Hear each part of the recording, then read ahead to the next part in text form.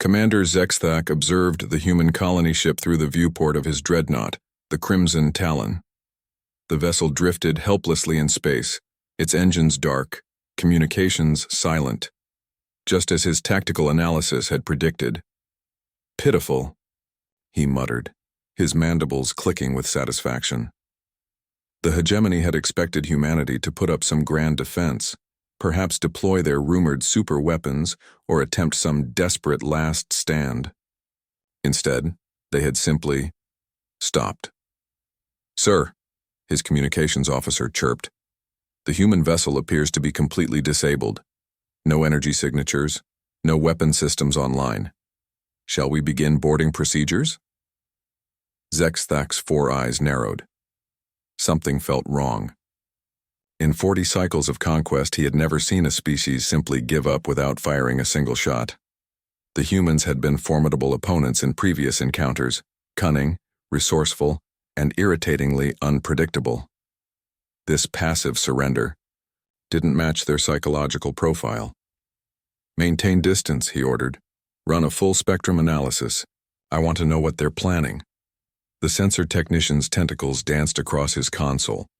"Sir, I'm detecting minimal life support throughout the ship. Most systems appear to be in standby mode." "Wait."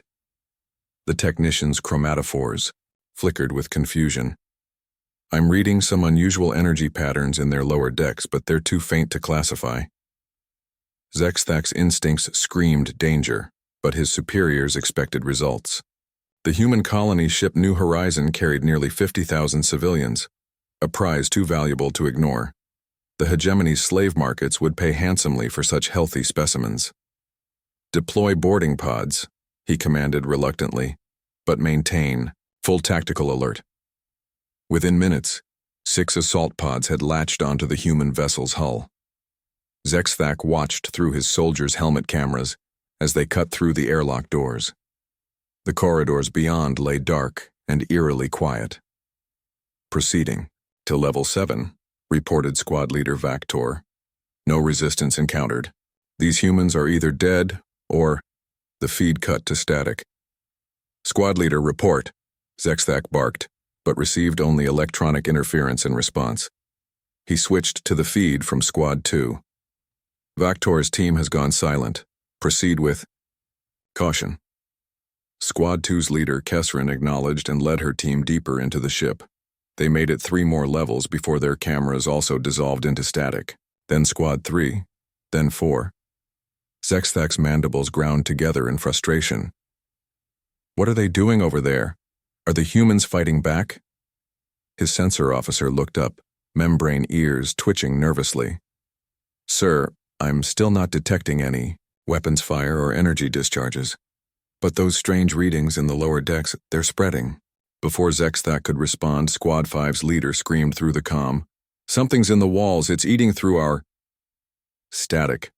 The final squad, led by veteran warrior Cordon, barely made it past the outer hull before their signals died completely. 6 full assault teams, 72 of the hegemony's finest soldiers, had simply vanished without a trace. "Pull back all remaining forces," Zexthak ordered, his voice tight with barely controlled panic. "Prepare the ship-killer missiles. We'll crack that vessel open and see what's hiding inside." But before the weapons could charge, his tactical officer gasped. "Commander, the human ship? It's moving." Indeed, the New Horizon was slowly rotating on its axis. Running lights flickered to life along its hull, and its massive engines began to glow with increasing intensity. A transmission crackled through the comm system. "This is Captain Sarah Chen of the colony ship New Horizon," came a calm, distinctly human voice. "Thank you for volunteering your boarding teams for our little demonstration. We've been developing some new defensive technologies, and your soldiers provided excellent test subjects." Zexthak felt his echor run cold. "What have you done to my warriors?" A dry chuckle echoed through the bridge. "Oh, they're fine. Mostly. You see, Commander, you expected us to meet you with guns blazing and missiles flying. That's what your tactical computers planned for, wasn't it? Big, obvious displays of force." The human ship was now fully powered and beginning to advance toward the Crimson Talon. But humans don't always fight the way others expect. Captain, Chen continued. Sometimes we prefer subtlety. We've developed nanomachines, microscopic robots that can infiltrate and disable biological systems. Your soldiers didn't die in glorious battle, Commander. They simply fell asleep. Permanently. Zexthak's bridge crew looked to him with wide, terrified eyes. The great commander who had conquered 17 worlds was being outmaneuvered by a single human vessel. The nanobots are self-replicating. Chen's voice carried an almost conversational tone. Right now, they're converting your soldiers' equipment into more nanobots. By the time your boarding pods return to your ship, and they will return, we're going to make sure of that, you'll have a very different kind of problem to deal with.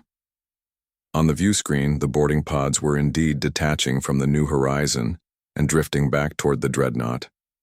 Zexthak realized with horror that they contained millions of microscopic invaders, ready to infiltrate his ship the moment they docked. You can try to destroy the pods, Chen added helpfully, but that would mean vaporizing your own people. Or you can let them dock and find out just how effective human sabotage can be when nobody sees it coming. Zexthak stared at the approaching pods, each one a Trojan horse carrying invisible death. His grand conquest had become a nightmare, undone not by humanity's strength but by their terrifying ingenuity. Clever little mammals, he whispered, finally understanding why 17 previous hegemony fleets had mysteriously vanished in my neue Interior human space. The last thing Commander Zexthak heard before the nanobots reached his bridge was Captain Chen's amused voice. Welcome to human warfare, Commander. We don't fight fair, we fight smart. In the vast emptiness of space, another hegemony dreadnought joined the growing graveyard of vessels that had underestimated humanity's capacity for creative destruction. And somewhere in the galaxy, other alien commanders were about to learn the same lesson. When humans couldn't overpower their enemies, they simply found more interesting ways to defeat them.